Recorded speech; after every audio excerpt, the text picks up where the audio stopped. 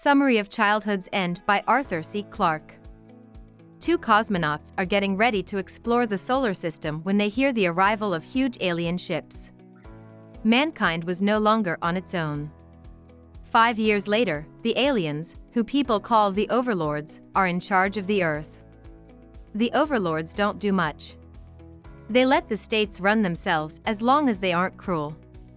When a few countries try to stand up to them, they don't get violent. Instead, they just show how powerful they are, like when they blocked out the sun for 30 minutes to scare their people into submission. The overlords have never left their ships, and no human has ever seen them.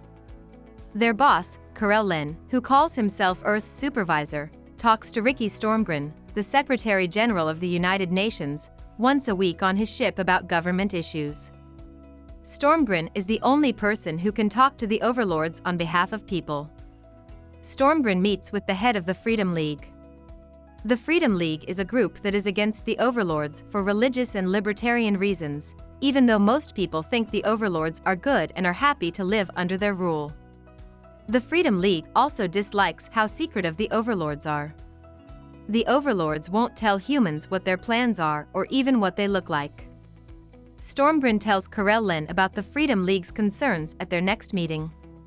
Clarke says he will take the call for openness to his bosses, even though he already knows what they will say.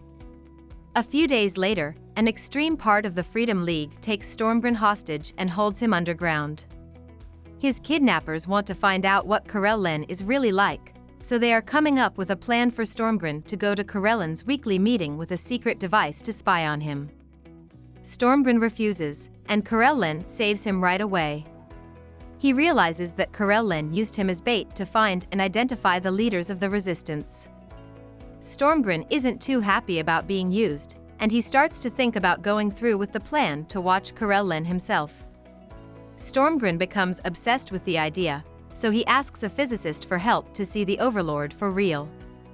Together, and with a little sneaky scanning, they figure out that what Stormgren thought was a viewing screen in the overlord's meeting room is actually a sheet of one-way glass that Clarke is sitting behind in an adjacent room.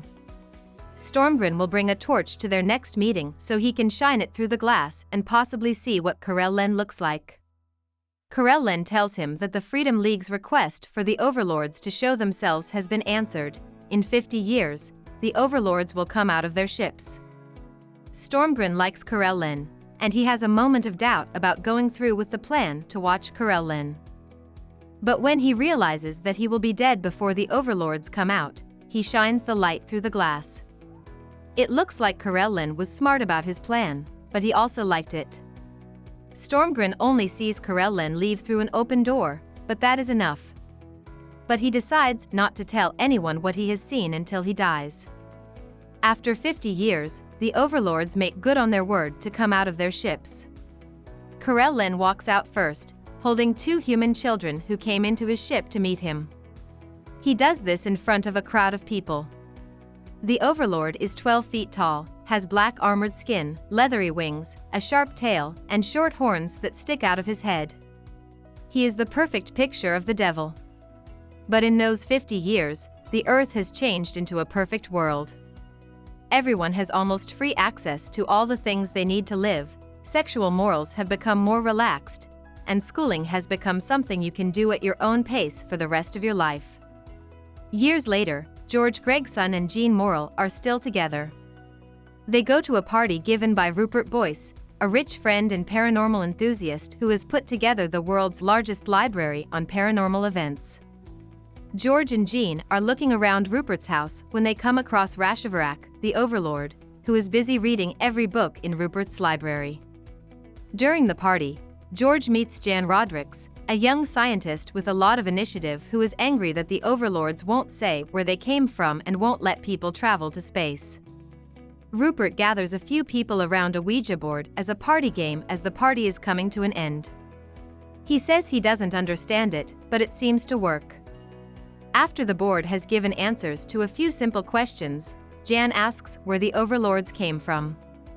The board has a list of numbers and letters. The other guests think the numbers and letters don't mean anything, but Jan and Rashivarak know that they are locations in space. As soon as the board answers, Jean passes out. This scares George, who takes her home and asks her to marry him right away. Rashivarak tells Karelin what is in Rupert's library and what happened with the Ouija board. He also says that Jean should be watched closely because she seems to be channeling something. Jan wants to learn more about the overlords, so he comes up with a plan to sneak onto one of their ships by hiding in a taxidermied whale that Professor Sullivan, a friend of Rupert's, is getting ready to send to the overlords' home planet for them to study. Jan gets Sullivan to help him with his plan, and it works. The whale is brought to the ship of the overlords, where Jan is waiting for it.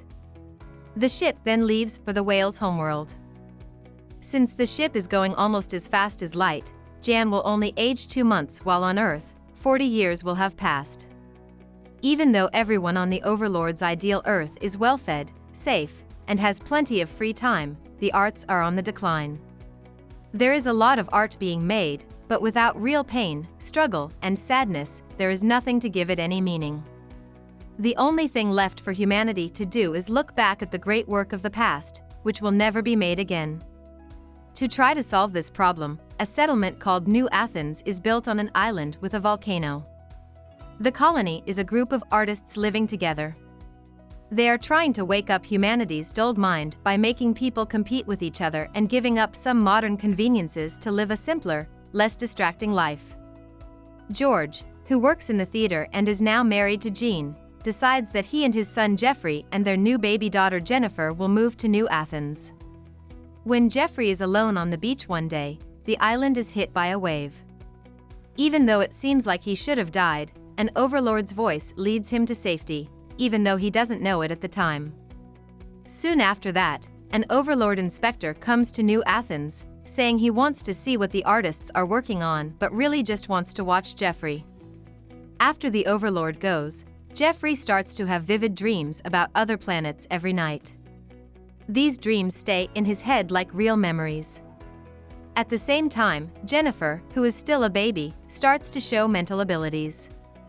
Her eyes are always closed, and she seems almost catatonic, but she can move things around her with her mind. Rashivarak talks to George and Jean and tells them that their children are no longer human and won't be staying with them for much longer.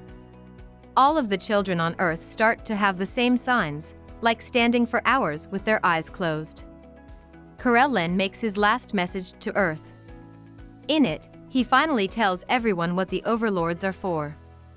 They have been sent by a being called the Overmind, which is a universal collective consciousness that absorbs sentient races when they reach a certain level of development, to watch over humanity's next step in its growth. Soon, the children of Earth will become one with the Overmind and go beyond their bodies. The rest of Earth is sadly going to die, but at least humanity will live on in a different way. As the overlords get the children ready to leave, the people of Earth kill themselves, fight among themselves, or, in the case of New Athens, die when a volcano blows up. Jan tells the overlord crew who he is on the ship that is taking them back to their home world.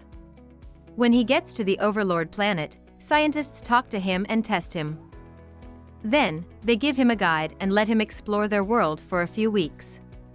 Jan doesn't understand most of what he sees, like a burning mountain that he later thinks might be the Overmind in some way. He is put back on a ship going back to Earth, and when he gets there, it has been 80 Earth years since he left. Mankind has died. There are millions of children waiting for the Overmind on one region. The overlords are getting ready to leave because it is too dangerous to stay, but Jan wants to stay and tell Karelin what he sees.